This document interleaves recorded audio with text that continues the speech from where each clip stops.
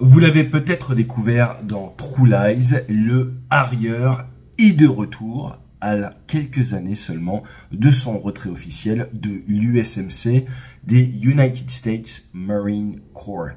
La BBC vient de sortir un reportage assez intéressant où ils interviewent un jeune capitaine, pilote de Harrier, qui a conduit à minima 7 interceptions contre des drones Houthis et nous livre de nombreux détails sur ce qu'il se livre actuellement en mer Rouge. Ce qui est très intéressant avec cette vidéo, c'est que jusqu'à présent, les communiqués officiels américains ne faisaient état que d'interceptions par soit des Super Hornets en provenance du porte-avions Ike, soit d'aéronefs venant de terrains non définis mais à terre. Néanmoins, nous avions conscience de la présence de l'USS Bataan, un porte-aéronef américain du corps des Marines et de toute sa task force expéditionnaire, pour être précis, le 26e Marines Expeditionary Unit. Ce que je vous propose dans cette vidéo, c'est que l'on revienne un petit peu sur l'histoire de son unité, la VMA 231, sur le Harrier, et spoiler alert,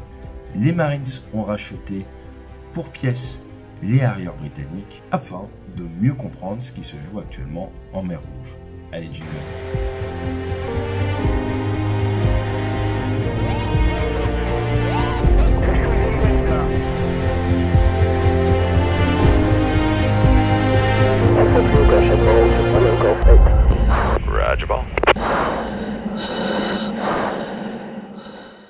Le capitaine Earhart a donc à minima fait 7 interceptions de drones.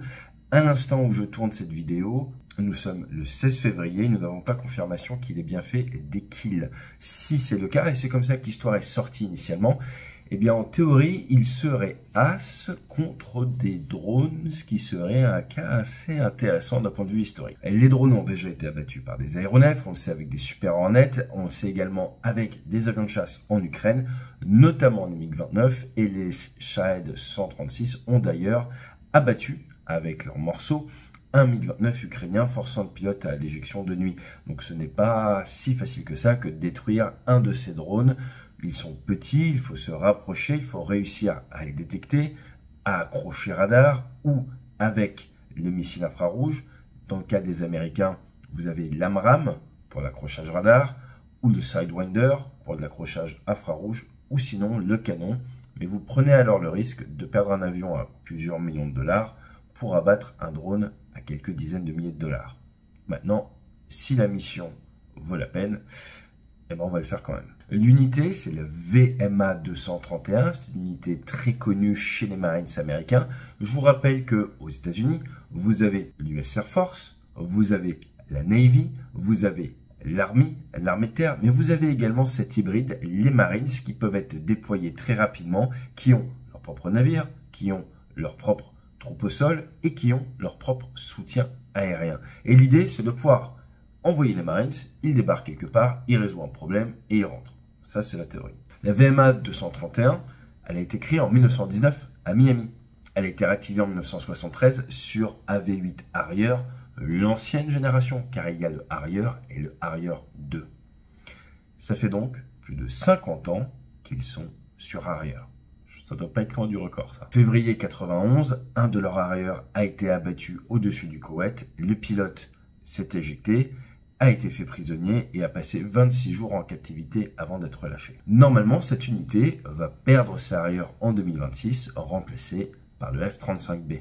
B, décollage avec le Skyjump et retour vertical. C'est la version C pour les carriers, les porte-avions. La VMA 231 s'est déjà déployée à Kandahar, s'est déployée à Al-Assad, a participé à la plupart des opérations de combat de ces dernières années de l'armée américaine. Et là, elle est en train de revenir avec une pratique que le Harrier n'avait pas franchement vue depuis la guerre des Malouines, où il s'était illustré contre les Argentins en protecteur de la flotte britannique.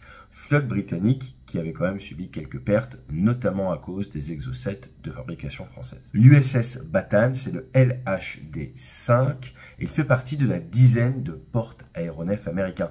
Car on parle tout le temps des porte-avions, il y en a une dizaine aux US, mais il y a en plus une dizaine de porte-aéronefs qui peuvent accueillir des Harrier ou des F-35. Vous mettez également dessus des hélicoptères plus ou moins lourds, mais également des hélicoptères de combat. Le Batan a appareillé, accrochez-vous bien, en août dernier, a fait parler de lui à partir d'octobre car il s'est prépositionné et il devrait pas tarder à rentrer vers son port d'attache pour du repos bien mérité. Des photos sont sorties où on voit ces Harrier équipés d'AIM-9L ou M, ce n'est pas la dernière version qui est le X, c'est une version plus ancienne, mais également d'AMRAAM, donc cette capacité tir et oubli qui lui a été apportée par la récupération des radars du F-18A ou du F-18B, Legacy Hornet, comme on dit, les vieux Hornet retirés du service, dont on a récupéré les radars pour les monter sur Harrier. En plus, il l'équipe avec un pod Lightning, pod de désignation laser qui peut vous être utile pour taper des cibles au sol, rechercher des adversaires, navires, troupes au sol, mais également en RR. Comme ça, votre radar détecte une piste, vous envoyez votre Lightning dessus, vous pouvez l'identifier à distance et ouvrir le feu avec votre missile tir et oubli ou avec votre missile infrarouge. Autre avantage du Harrier, et je vous renvoie encore une fois vers True Lies, c'est cette capacité à réduire sa vitesse et ainsi, peut-être, à intercepter plus facilement des drones qu'un avion classique qui, lui, ne pourra pas réduire sa vitesse autant que le Harrier.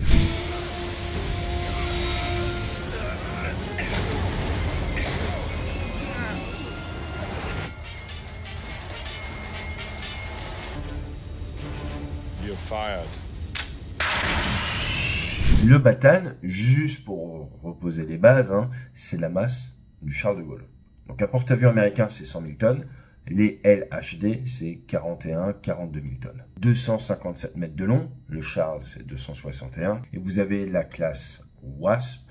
Et le Batan, Batan, ça vient d'une bataille contre les Japonais dans les Philippines, initialement perdue par les Américains, et après il y a eu la revanche, ce coup-ci victoire américaine. Le Batan a également servi pour aider la population américaine lors de grandes catastrophes comme Katrina ou l'ouragan Gustave. Il était présent en Libye et a participé à la no-fly zone, à la protection de l'espace aérien libyen et aux frappes contre le régime de Kadhafi. Vous avez peut-être vu ces images, c'est un de ces sister ships, le bonhomme Richard, un LHD américain en 2020 qui prend feu à quai. Comme je vous l'ai dit, la VMA 231 devait perdre ses Harrier au profit du F-35B en 2026. La fin officielle des Harrier dans l'USMC, c'est prévu pour 2027. Harrier qui est maintenant la version AV8B+, donc avec de la mise à jour, avec ce nouveau radar qui provient des vieux F-18, mais également forcément une avionique qui a beaucoup évolué depuis les premières versions du Harrier et les années 70. Cette nouvelle version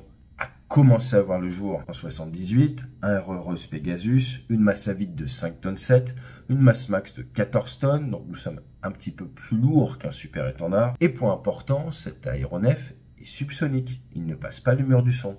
Vous êtes limité à max 0,88, un peu comme un gros Boeing avion ligne. Il n'y a pas que les Américains qui en utilisent, vous avez les Italiens, vous avez les Espagnols, eux aussi dotés de porte-aéronefs, et ça bouge bien. Je me suis déjà battu à l'entraînement en super étendard contre des AV8 italiens, c'était sympa. Et pour le côté britannique, ça vient d'Angleterre à la base. En 2006, retrait de la Royal Navy car ils ont complètement fermé leur aéronaval avant de se rendre compte qu'il fallait la redémarrer et d'avoir tous les soucis que nous avons déjà évoqués sur la chaîne. Et ensuite, en 2010, ils ont quitté complètement la RAF, la Royal Air Force.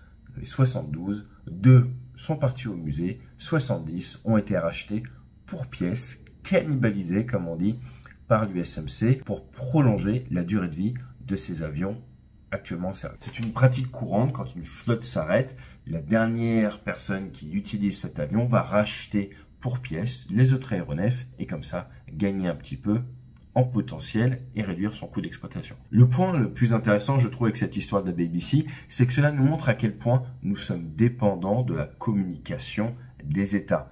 À l'heure actuelle, nous vivons dans une société où nous avons l'impression, quasiment en temps réel, de suivre ce qui se passe en Ukraine, de suivre ce qui se passe avec les Houthis, mais nous oublions souvent, trop souvent, que nous dépendons tout simplement des dépêches et du bon vouloir des canaux de communication officiels. Dans le cas de la mer Rouge, il n'avait jusqu'à présent, sauf erreur de ma part, jamais été fait état d'interception par les Harrier. Nous savions que le Batan était dans la zone, mais toujours d'après la BBC, les Harrier auraient même participé à certaines frappes sur le territoire yéménite. En cette mi-février 2024, je pense que c'est l'occasion rêvée pour se rappeler, se rafraîchir la mémoire sur l'importance du brouillard de guerre, comme on dit, sur l'analyse et sur la compréhension des événements. Dans tous les cas, c'est une belle manière pour le railleur de terminer sa carrière. Et il semblerait qu'Arnold Schwarzenegger ait eu un véritable impact sur cet avion. Allez, fly safe. I'll be back.